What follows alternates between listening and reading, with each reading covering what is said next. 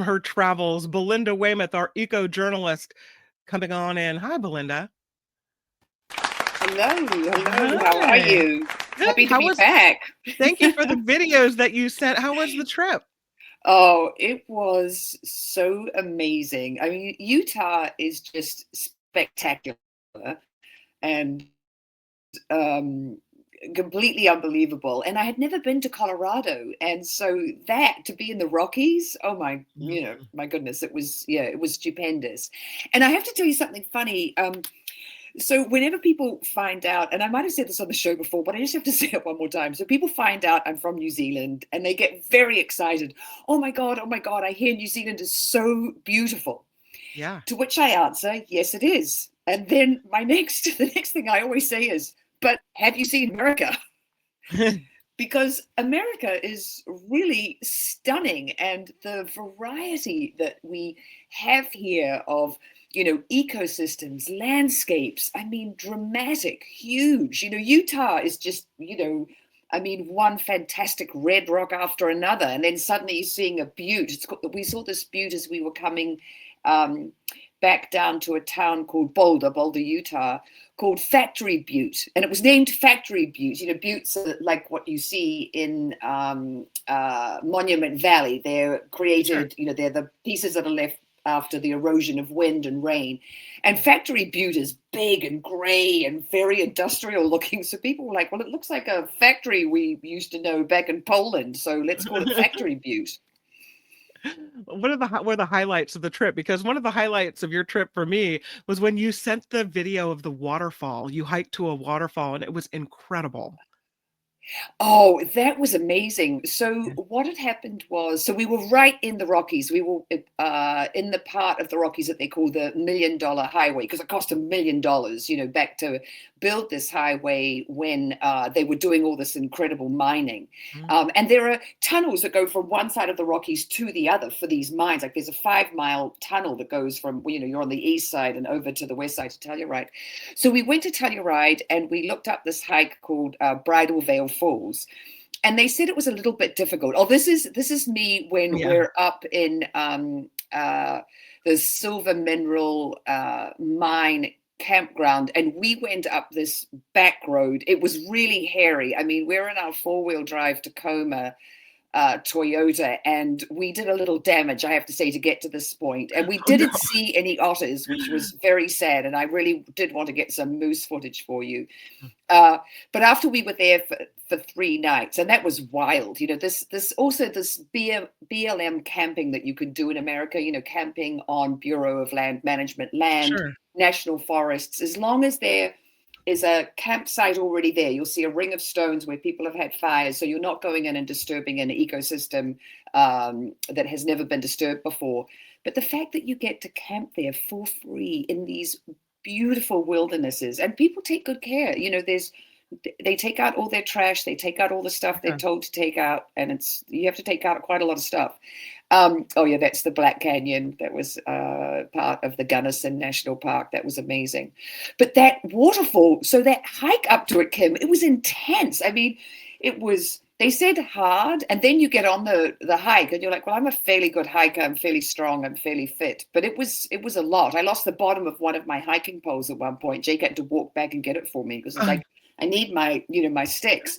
But so 365 feet, and spectacular. And of course, as I said, I had to get out there for the photo, and for you, for the audience to say that this stuff is out there. Go check it Yeah. out, because it's just beautiful and amazing. And yeah, Oh, yeah, beautiful. there I go. There I There's the waterfall. I have Yeah, to say, Belinda, I was so impressed. You're such a badass for the real roughing it that you did and these long, strenuous hikes. And look at you go with your ski poles. yeah, yeah. Well, the thing is, those are actual hiking poles, but Mhm. yeah, no, you. I mean, I can't tell you how much I love it, how much I love Oh, being in I nature, can and how feel much it. yeah, it feeds I my can, soul. I mean, you hear it in your voice, the joy it brings you. You're just so much happier. Yeah. And we were gone. We were 30 nights on the road. We had one night Wow. in a hotel and the rest of the time. So our Kimbo camper is lovely, but we call it our little tin can. And, Jake is 6'2" and, I'm 5'8", so sleeping like little sardines in our can. But we just, we were super happy, getting up in the morning. It's freezing. Some mornings we had ice on the back of the camper. It snowed when we were in Colorado. Wow. We looked at the temperatures for Utah. So I took all my cold weather gear out of the Kimbo. I should have been looking obviously at Colorado. I mean, not smart. But luckily we found a great secondhand store in this town called Silverton, and they had some alpaca and things because it was A little chilly out there. yeah, yeah. Well, let's move forward and welcome back. Let's move forward with the kelp forests in the Southern California area. What I know about kelp is what I've seen at the Monterey Bay Aquarium. I don't know if you've been there, but you walk in and there's like this 3, 4 story high window. Maybe not. Maybe that's dramatic. I'll say 2 or 3 story high window. And you can see, yeah, that kelp swaying back and forth and all the fish swimming in and out of the kelp. And it is so calming and so relaxing. Yeah, But yeah, kelp yeah. It's does beautiful. more than just relax us. It serves a lot of different purposes. Well, these kelp forests are home to about 750 species, so they're super important. Is Tom going to be able to join us from the Bay Foundation? Well, he was, and I'd sent him the link, but I don't see him below, so I figure we have to go ahead and move on with the conversation. So, Okay, yeah, okay, because I don't want to steal Tom's thunder because I'm this so is really sorry. his story of glory. So Eh, Tom is the CEO of the Bay Foundation, and he's been working to restore these kelp forests since 2012. And the thing about them, it's a thing we often talk about. Oh, look at that little seal there in the Look at kelp. that.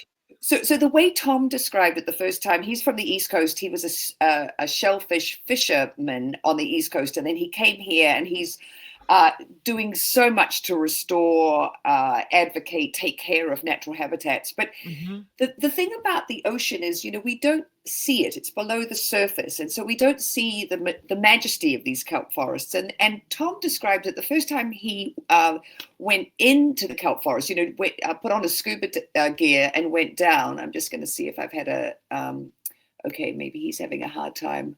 We're having a hard time on the show today with Oh, the. he's on his cell phone. Hmm, Okay, I'm just going to say we're on because yeah, here it is. You can tell we live out loud. We're living it live in the moment. But while you're doing that, let me yeah, yeah. say I that, can. yeah, that Well, the kelp forests are important because of their ability to help keep our coasts from eroding mhm, in mhm, some fashion. Also, something to do with carbon and habitats for creatures.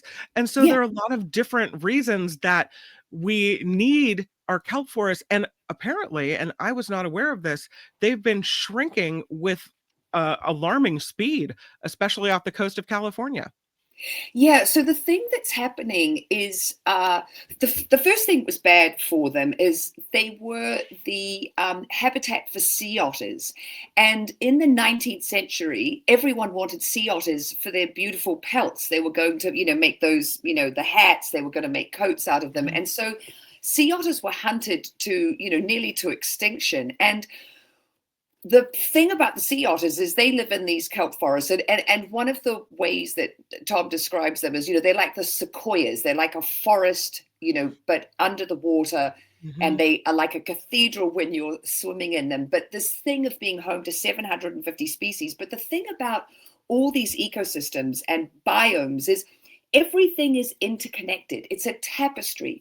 So you take away the otters, and then you have a disaster because the otters eat the sea urchins. And if you don't have a predator to keep the sea urchin populations in a manageable number, which is 2 per square meter, So they're gone, and then there's another predator, the sea stars that live in the kelp forests. And what's happened is, so the kelp forests off the southern coast of California are beleaguered because of, they lost their sea otters. There was this incredible dump of DDT off Palos Verdes, which is, terrible because that's putting Mhm. a, toxic poison into the ocean. And then you you've got these little sea urchins which gobble everything up, and they describe them as they became like zombies because they basically what happened to the sea stars is that sea stars got this disease. They don't know what caused it, but they went all gooey and they just sort of Ew. so, Mhm. floated away in a big gooey mess. So then you took out another predator, and then the sea urchins were completely unchecked, and then Yeah. they just were gobbling the kelp to smithereens. And the other thing that they do is they're on the seabed, and they're just going over and over the rocks. And because they're spiny, they're scratching the any kind of rock or coral that's at the on the seabed, and they're making it Sure. impossible for the spores of the kelp to to get any kind of purchase and start growing down Mhm. there on the coral. And you can see them. There were supposed to be two per square meter. They ended up with 70 to 80 of them per square Wow. meter. It was really, really crazy. And so what they've been doing is they've been going down there, and they describe it as sort of being construction workers, but this is a real joint effort. So this is the Bay Foundation. They've Mhm. been getting grants to go in and get rid of the sea urchins. They've been actually even hiring the fishermen who normally fishing for these sea urchins to go in and destroy them. Because the thing is, when you get this many sea urchins and there's no food, like they said, they're sort of zombies. They don't have any food or meat in them. They're hungry, and they're just sort of like, like a zombie, Mhm. looking for the next meal. But they've eaten all the kelp, so there's no next meal. Um, so they went in with, it's kind of wild, hammers and smashed them. There Oh, were 5.8 million of these sea urchins sort of run amok off the Palos Verdes coast, and they have been doing this incredible job. There is footage of it, mhm.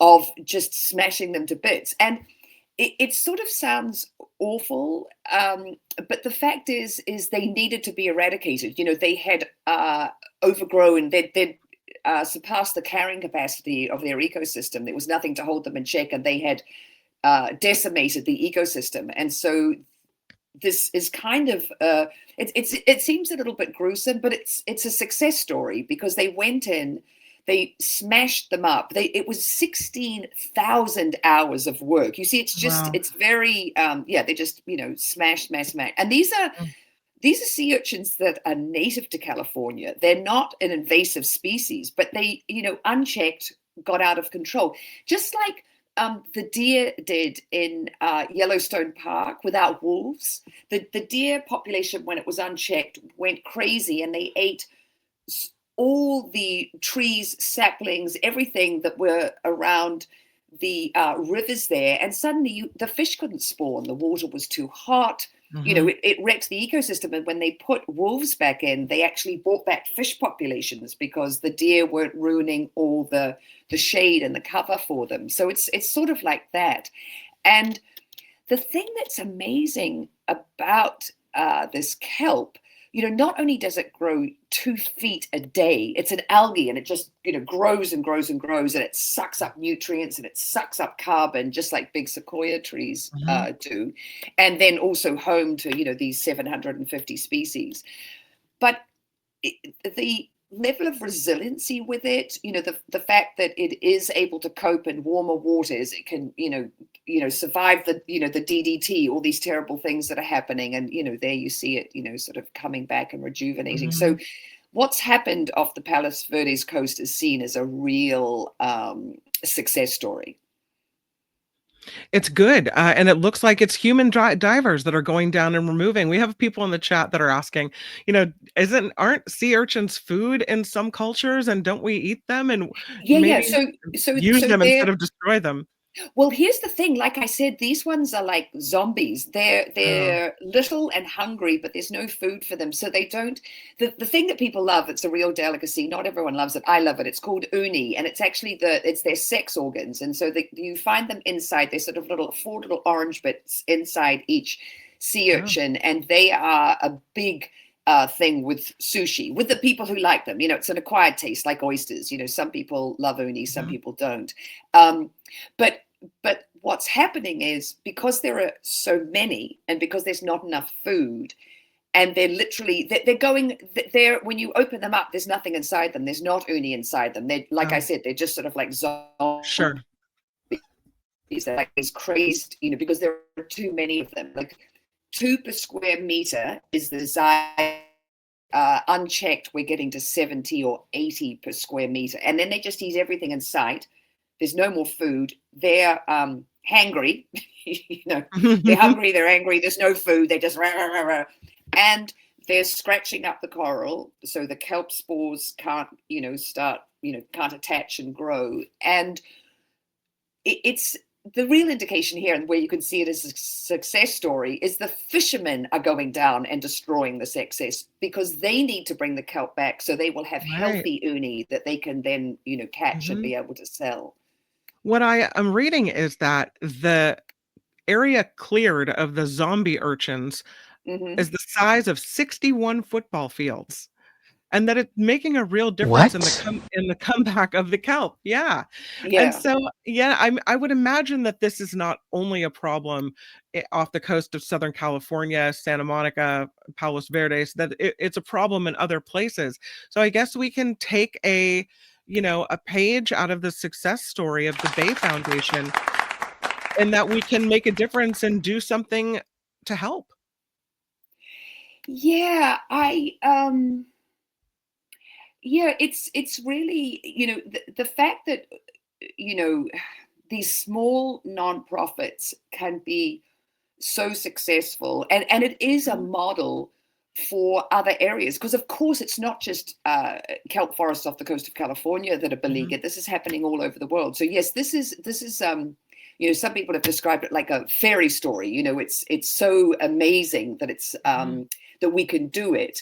And it shows you, when you have success in one location, okay, we can model that, we can take that to another area. And it mhm, might not be out of control purple sea urchins. It might be that in combination with other things, but you can use this as a blueprint for, okay, they restored their kelp forest, now let's get on and restore ours. Because the sequestering ability, the amount of carbon that it sucks up, it takes it into its they're not leaves, but it takes it into the plant, and then it creates food for all these other species, and then mhm. they've got that carbon inside them, and then when they die, the carbon sinking down to the ocean floor. Yes, it's all the carbon sequestration is super important too, and we've talked about it a lot on the show, that a healthy ocean is just so important for all of us. Mhm. So I'm Well, just resending Tom well, the I'm seeing him the actually. Let's bring him in. Tom Oh, Ford with great. the Bay Foundation Oh, has yay. made his way to us. Hello. So Yeah. hi, welcome. Oh, where did Belinda go? Now Belinda's gone. I got Belinda gone, but Tom's in. Well, Tom, we've been talking about the sea urchins and the success that you've had off the coast of Southern California, clearing the sea urchins to make way for the kelp forest. And it's serving, hi, Belinda's back, as a model for other countries because you've been so successful doing this. Are you there? Can you hear me? You have to Um, unmute, Tom. yeah, Yeah. I can hear you. Okay, I can hear Yep, you. we can hear you. It's I can working. we can hear you. Carry on. All right. Yeah, no, I think Okay. fortunately Well, we could Tom, hear you're you on. for a You Yeah. moment. you feel free to respond. You're live. Yeah, we've got you. I'm trying so hard, but I think the Wi-Fi down here at the lab is just suffering Oh terribly. no. All right. Um, yeah, Well, we can hear you. if you're able to hear me, that's wonderful. I'm only catching every other word. Yeah. Okay. Well, we can hear you fine. I've been doing my best to describe your amazing work, Tom, um, with the sea urchins, and what a victory! What an amazing, story. 5.8 million run amok purple sea urchins, and you showed them who's boss. Yeah, and it has been a terrific journey, this project. And what started out, I think, as something that was intended to help right the ecological imbalance off of the coast of Los Angeles and put our ocean back on solid footing has, grown into something quite a bit more. And folks are paying attention to what we're doing. We're sharing our lessons learned now around the Pacific Rim. The kelp forest loss, as you may have touched on, Belinda, is a global paradigm that's impacting folks around the world. We're really happy to be leaning into this and to have developed such a terrific community of people around us to execute the work. Yeah, it's really impressive. I wanted to ask Tom, because I know that one of the things that you rely on, funding from grants, that you apply for grants. It's not, you've got to raise money to be able to do the work. And has that become harder under the current administration, or do you still have enough people who really get how important our ocean ecosystems are and want to fund this kind of work?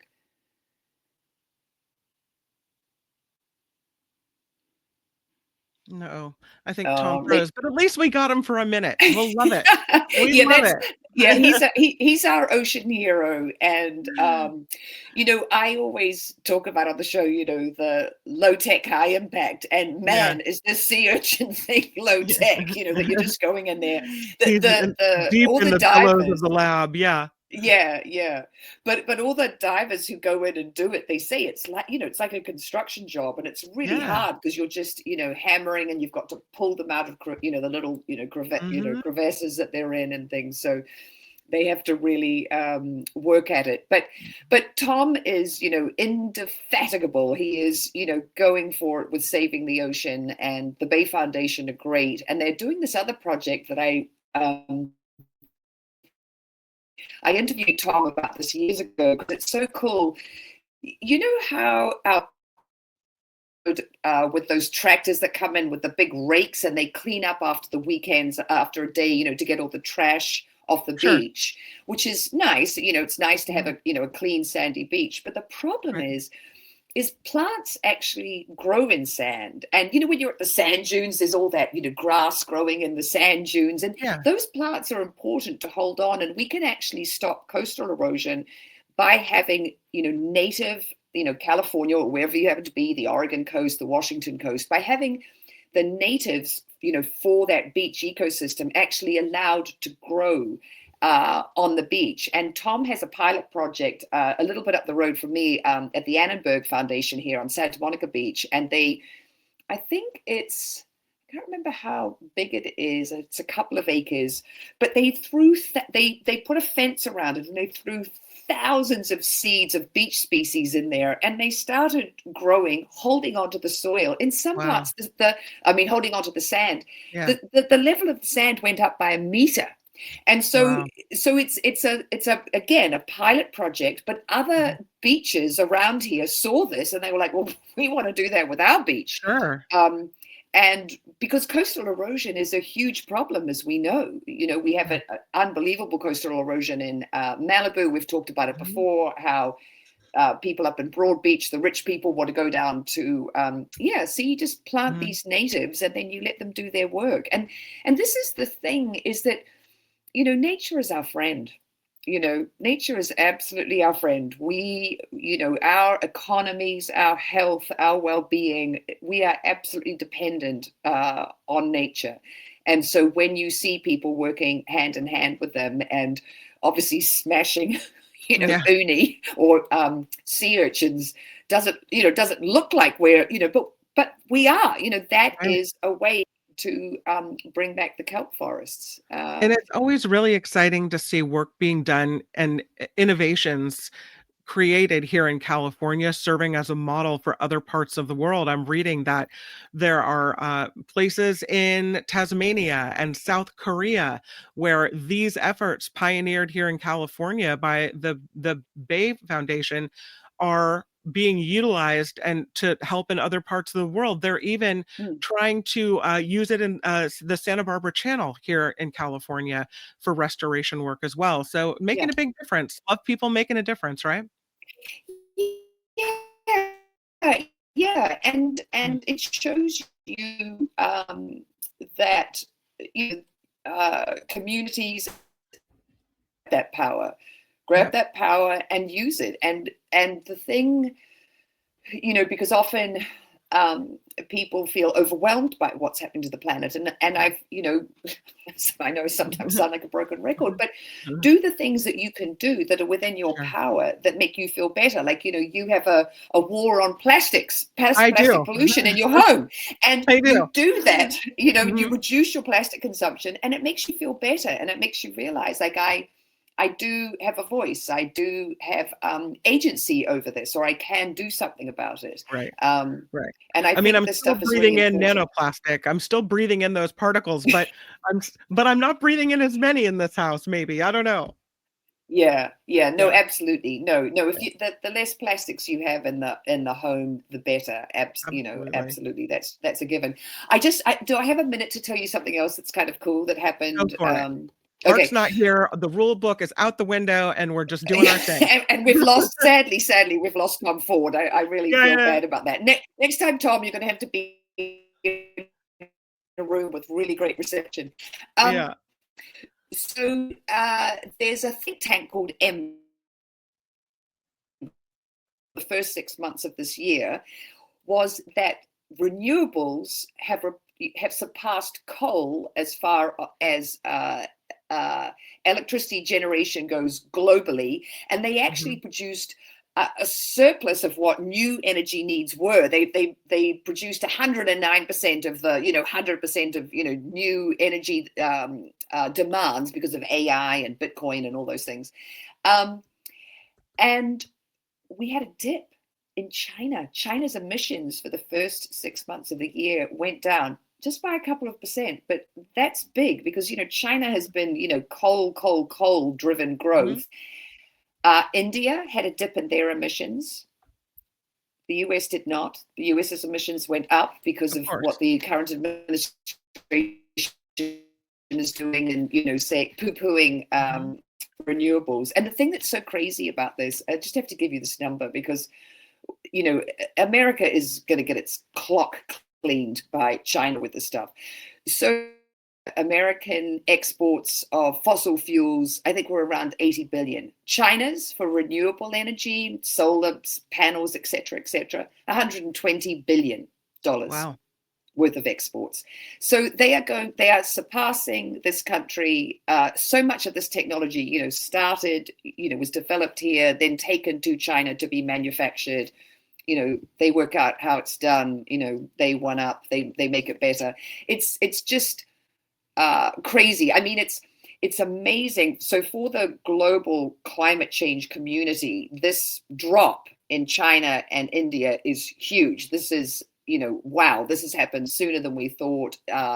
India is going to electrify its railway, I think, within the next I can't remember what the date is, but it'll be 5 years ahead of when they thought they would have their railways electrified. So all this progress is being made. And 5 years ago, we wouldn't have thought we'd be in this moment that, that coal was being surpassed by renewables, but it's happening, not here, not in the US, but in other countries. And so this is really big. This is really big. This is good news. This is like those, sea urchins are gone. The kelp is reviving. We are making progress. So I want you to hear that, audience. I want you to know that, progress is being made. And if you want to feel good, get out there and hike and go to a waterfall or go to the beach or just walk to a park near where you live and look up at a tree.